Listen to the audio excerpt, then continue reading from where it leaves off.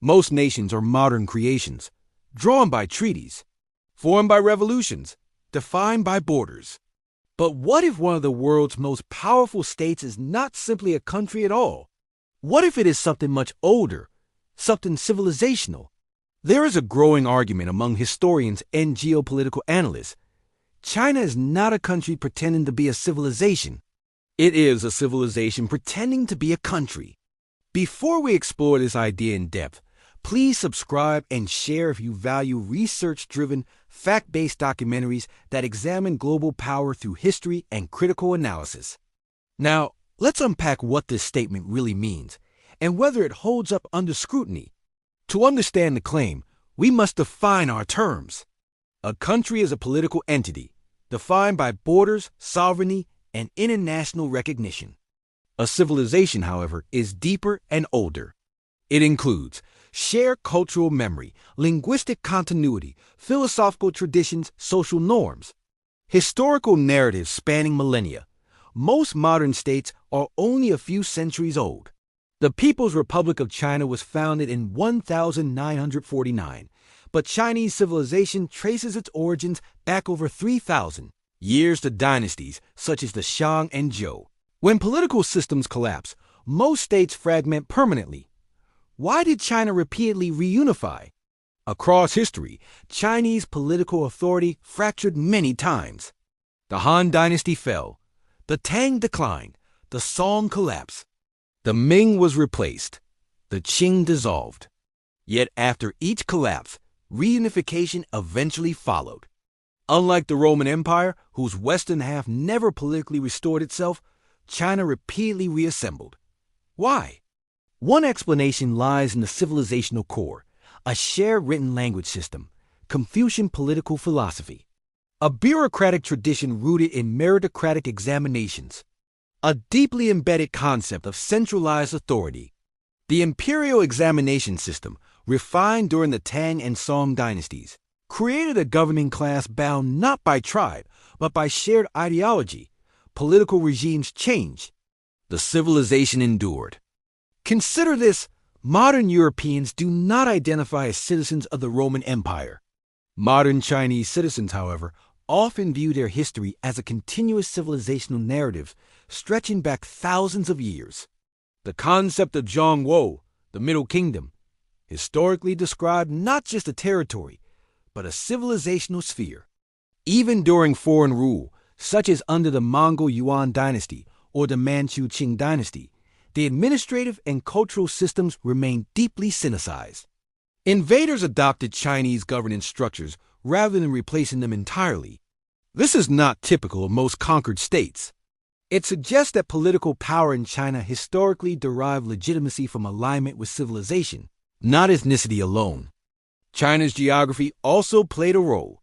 Natural barriers such as the Himalayas, the Gobi Desert, the Pacific coastline created a relatively self-contained civilizational space. Within this space, agricultural systems centered around the Yellow River and Yangtze River supported dense populations. Population density reinforced cultural cohesion. When political fragmentation occurred, economic interdependence often pushed regions toward reunification. In other words, geography created a contained ecosystem where civilizational continuity was structurally reinforced. The People's Republic of China presents itself as a modern nation-state. It operates within international law. It participates in global institutions. It maintains defined borders and sovereignty. Yet its internal political logic often reflects civilizational thinking. Long-term strategic planning, sometimes spanning decades, aligns with a historical worldview that prioritizes continuity and stability. The concept of national rejuvenation references not the creation of something new, but the restoration of historical status. This civilizational narrative influences education systems, political messaging, foreign policy framing, infrastructure planning. Is modern China acting like a Westphalian nation-state or like a civilization reclaiming historical centrality? Many modern countries are built around ideological pluralism and decentralized identity. China's political philosophy, influenced by Confucian tradition, historically emphasized hierarchy, harmony, central authority. Collective stability over individual assertion. The state is often framed not merely as a government, but as the guardian of civilizational continuity. This explains why territorial unity holds such profound symbolic significance. Fragmentation is not viewed as political disagreement, but as civilizational disruption. If China is a civilization state rather than a conventional nation state, it operates under different assumptions. Its foreign policy may be shaped less by short-term electoral cycles and more by long historical memory. Its economic planning may prioritize generational transformation rather than quarterly returns. Its strategic patience may reflect civilizational time horizons measured in centuries, not decades. This does not make it immune to internal challenges, but it does suggest that its political resilience draws from deeper cultural foundations than modern institutional design alone. So, is China a civilization pretending to be a country? The evidence suggests this.